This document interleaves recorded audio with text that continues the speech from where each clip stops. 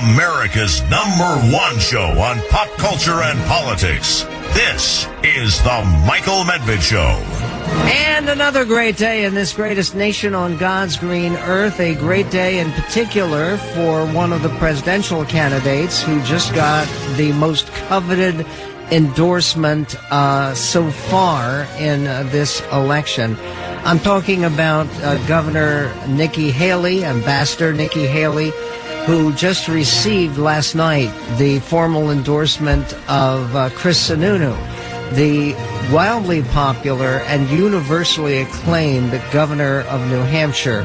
This is going to make New Hampshire a very, very decisive battle. Both these outstanding Republican leaders are on the line with me, and I'm very honored to introduce Chris Sununu, the outgoing governor of New Hampshire and former governor of South Carolina and ambassador to the UN, Nikki Haley. Congratulations to both of you. And it's been kind of intoxicating to see some of the video. Big burst of energy surrounding this announcement, no? We have had so much fun, and this has been just an amazing couple of days. You know, I mean, we started with last week of having the blessing of an endorsement by the most conservative, freedom-loving grassroots organization in the country with Americans for Prosperity. And to follow that up with the endorsement of the Live Free or Die governor is about as rock solid as it gets. He's the coolest governor in the country, and the fact that he understands that we want to make this the live free or die country, to where we take our country back. It's a great day, and we've had hundreds of people come out to our town halls. The energy is great. We're having a lot of fun along the way, and this is the chance to really get our country back on track, and I'm honored to have his endorsement. Governor Sununu, what was the main factor that led you to this history-making endorsement? Well, I think there's a couple things, right? So obviously you have a candidate that has a better resume than anyone else out there. Not only as a former governor, what she did to turn around as a governor with a sense of accountability and balancing budgets, and her amazing turnaround of the state of South Carolina as the Tea Party, right? The conservative Tea Party governor that got elected in 2010. Then you add the United Nations background and all of that, and the need for people that understand those very complex international issues. The fact that she's connecting, I think more than anything else, it's not about whether she doesn't, when she kind of goes and talks to folks, she's not talking at them, right? She's kind of laying where she is, showing her experience, but then letting them ask the questions, letting them engage with her. That's what folks want, especially in New Hampshire. They want to know that they have a voice, that as an individual they matter. That's what Live Free or Die is all about. And there's no doubt in this state that's a huge reason why. And that's what I want to see. That's, as a governor, like, that's how I campaign. That's how I try to manage the state, and to have a sense that we could have a president that manages with that idea, not just we're going to have big government policy solutions, which never actually work, by the way, right? She actually manages from a sense of what's best for the individual, what's the best opportunities we create, not just these one-time big government solutions. That is amazing, and people are coming from all around, right? So you have this amazing conservative background with an amazing conservative candidate that galvanizes the base, but brings in everybody and gives everybody, I think, a lot of energy and excitement and optimism that not only are we going to get this party back on track, and that we're looking into the future as opposed to trying to dig up something from the past, you know, with former President Trump, but she's really the next generation of conservative leadership that can really galvanize this country together. That's just exciting to folks, and that's why I think you're seeing not just why I'm behind it, but that's why you're seeing that energy. It's palpable. It's real. People walk out of these town halls not going, gee, I agree with Nikki Haley. They walk out like tipping on their toes. They're so excited. They feel hopeful and optimistic for the first time in a long time that things are going to get back on track. That's a feeling our country needs, no doubt. Governor Haley, when you are elected president, assuming that everything goes in your direction, what's the first day of a Haley administration going to look like? The first thing we'll do is we'll replace the head of every agency, whether they're doing a good job or not, because we need to freshen all of those agencies up. I did that as governor, and the things I did as governor, I'll do as president. The second thing we'll do is you send people into every agency to clean it up. Pull down old regs, pull down bureaucracy, get rid of problem children, get it mission focused on what the agency was intended to do and not be all things in that agency.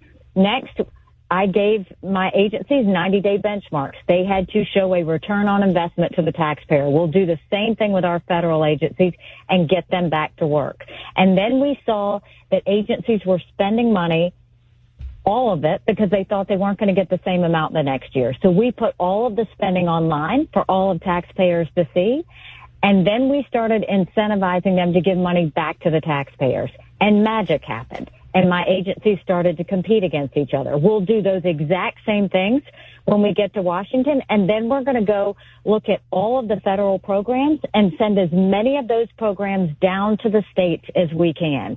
So we'll reduce the size of the federal government, and we'll empower the people on the ground.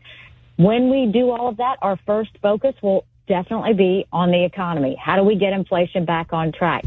We'll start by clawing back the over $100 billion of unspent COVID dollars that are out there. Instead of 87,000 IRS agents going after middle America, we'll go after the hundreds of billions of dollars of COVID fraud. $1 out of every $7 was spent fraudulently. And we'll stop the spending. We'll stop the borrowing. We'll eliminate the earmarks. And I'll veto any spending bill that doesn't take us back to pre-COVID levels. That will save us trillions and get us back on track. There was a vote yesterday at the United Nations General Assembly where there were 153 nations that voted to demand that Israel impose an immediate ceasefire, and only the United States and Israel and 8 other nations voted against that resolution. If you were still in the UN, or you had someone that you will appoint as our next UN ambassador, what would you say to that resolution?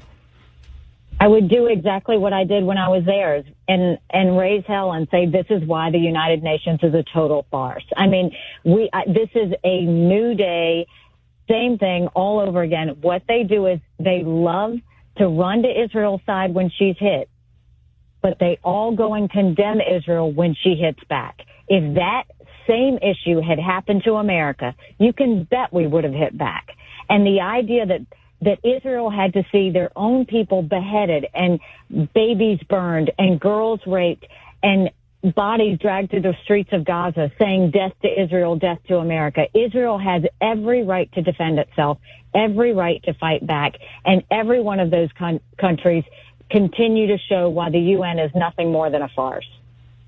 Yeah, I mean, Austria tried to introduce an amendment to the resolution demanding that Hamas release the surviving hostages, and that was voted down.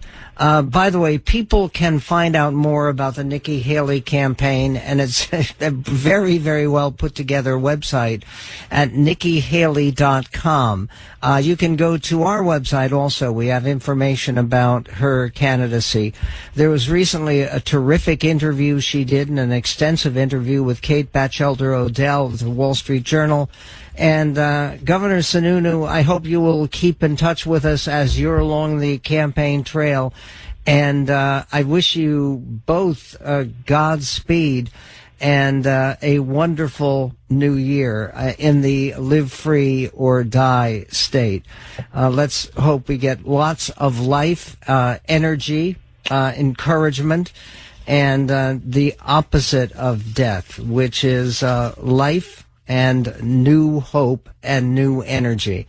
Appreciate you both. I know you have a busy day touring the Granite State.